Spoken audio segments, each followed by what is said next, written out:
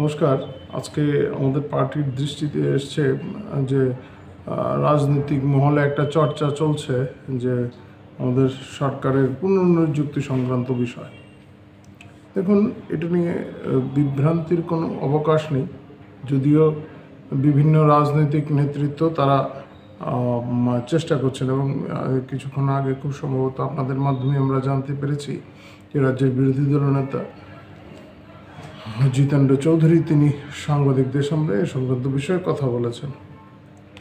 পুনর্নিযুক্তির বিষয়ে আমাদের অবস্থান স্পষ্ট, পার্টির অবস্থান, কিন্তু নীতিগত অবস্থানের বাইরে গিয়েও আমাদের বিভিন্ন সময় কিছু সিদ্ধান্ত নিতে হয়, সরকারের সিদ্ধান্ত নেয় কাজে গতি আনার জন্য। পুনর্নিযুক্তিটা এই রাজ্যের নতুন কোনো বিষয় নয়।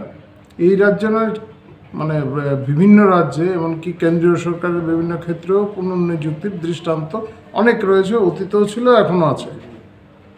আমি যদি বামফ্রন্ট জামানার কথা বলি, একদম নৃপেন চক্রবর্তী যখন মুখ্যমন্ত্রী ছিলেন তখন পরিকল্পনা দপ্তরের অধিকর্তা ছিলেন পার্থগুপ্ত। একদম আগে থেকে আমি বলছি, পার্থগুপ্ত তিনি 8 বছর টানা কাজ করে গেছেন অবসরের পরেও। তার পরবর্তী পর্যায়ে বামফ্রন্ট সরকার এখানে যখন ছিল তখন বিভিন্ন সময় দেখা গেছে পুনর্নিযুক্তি দেওয়ার বিভিন্ন দৃষ্টান্ত রয়েছে। এটা নতুন কোনো বিষয় নয়। নেপাল সিনহা, দেবতোষ দত্ত, আর.কে দে চৌধুরী, এই নামগুলি তো আপনারা সবাই জানেন, সাংবাদিকরাও জানেন। সুবিনয় চৌধুরী, এই নামগুলি সবাই আপনারা জানেন।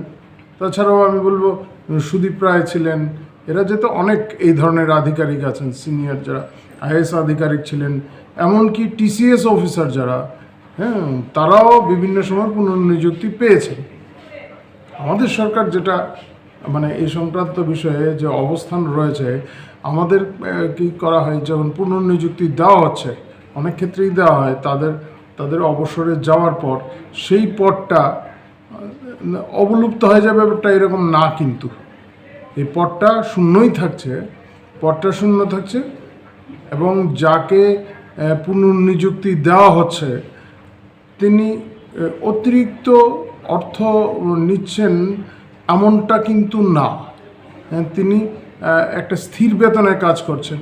ওনাকে ডিএ কিংবা বাড়ি ভাড়া এই সংক্রান্ত যে কর্মচারীরা, সাধারণত কর্মচারী যেগুলি পান, সেগুলি কিন্তু তিনি পান না। এবং এটা সুনিশ্চিত করা হয় যাতে এতে কোনোভাবেই যে রাজ্যের আর্থিক ব্যবস্থাপনা বা পরিকাঠামোর উপরে যাতে কোনো বিরূপ প্রভাব না পড়ে। কারণ পদটা শূন্যই থাকছে, এই ক্ষেত্রে নিয়োগ করা যাবে না। এটা অবসরের সঙ্গে সঙ্গে শূন্য পদ তৈরি হয়, এই শূন্য পদটা থাকছে। ফলে এটা ওনার যে অভিজ্ঞতা রয়েছে, যারা অবসরে যাচ্ছেন তাদের যে অভিজ্ঞতাটা কাজে লাগানোর জন্য এই ধরনের ব্যবস্থাগুলি নেওয়া হয় বিভিন্ন সময়। তো নতুন করে এই কথা বলার, আজকে জিতেন্দ্র চৌধুরী যে কথাটা বলেছেন, তিনিও ওই রাজ্যের মন্ত্রী ছিলেন। তিনি যেই দপ্তরের দায়িত্বে ছিলেন, প্রত্যক্ষভাবে কিংবা পরোক্ষভাবে ওনার দপ্তরের সঙ্গে যুক্ত অনেক আধিকারিক বিভিন্ন সময় তারা এই পুনর্নিযুক্তি পেয়েছেন। ব্যাপারগুলি তিনি জানেন না এরকমটা না, জানেন, কিন্তু এখানে একটা রাজনৈতিক উদ্দেশ্যে তিনি এই কথাগুলি বলেছেন। কৃষি দপ্তরে এক সময় ছিলেন শিবনারায়ণ সেন, আপনারা সবাই জানেন। দীর্ঘ সময় অবসরে যাওয়ার পরে দীর্ঘ সময় এই দায়িত্বে ছিলেন। তো এইগুলি বিভিন্ন সময় করা হয়েছে। প্রাণী সম্পদ বিকাশ দপ্তরে ছিলেন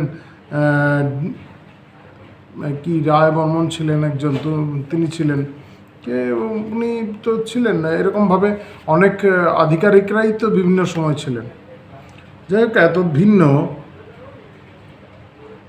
তিনি বেশ কয়েকজন আধিকারিকের বিষয়ে অভিযোগ তুলেছেন। আমরা পার্টির তরফ থেকে এই সমস্ত বিষয়ে আমাদের কিছু জানা নেই। এই আধিকারিকরা যাদের বিরুদ্ধে সুনির্দিষ্ট অভিযোগ ওনার এনেছেন, সেই আধিকারিকরাই এই সমস্ত বিষয়ে জবাব দেবেন এবং সরকারের অর্থ ব্যয় সরকারের বাড়তি অর্থ কোথায় ব্যয় হচ্ছে, এই সমস্ত বিষয় তিনি যে সমস্ত সুনির্দিষ্ট বিষয়গুলি এনেছেন সরকারের তরফ থেকে এই সমস্ত বিষয় বয়ান দেওয়া হবে। এবং যে আধিকারিকদের বিরুদ্ধে সুনির্দিষ্ট অভিযোগ আনা হয়েছে আধিকারিকরা এই বিষয়ে জবাব দেবেন। কিন্তু আমরা যে পুনর্নিযুক্তি সংক্রান্ত বিষয়ে যে প্রশাসনের সর্বোচ্চ স্তরে যে পুনর্নিযুক্তির বিষয়গুলি, সেই বিষয়গুলিতে আমাদের যে অবস্থান, পার্টির যে আমাদের যে অবস্থান, সেটা আমি আপনাদের সামনে ব্যক্ত করলাম। এই ক্ষেত্রে আমরা এটাই সুনিশ্চিত করতে চাই যাতে কোনোভাবেই রাজ্যের স্বার্থ এতে ক্ষুণ্ণ না হয়। Shape your future with technology at NALED Agartala. Under NALED, deemed to be University of Ministry of Electronics and IT, Government of India. Admissions for the 2026 to 27 academic session is going on. Choose from industry-focused programs including Diploma in Computer Science and Electronics Engineering, BCA, BTech in Computer Science and MTech in Data Engineering. Experience modern learning with advanced labs, expert faculty, paid internships, placement assistance, startup support, transport facility, and hostels for boys and girls. Tuition fees are free for SC and ST candidates. For enquiries, contact 0381 239 1010 or 8794 822 459.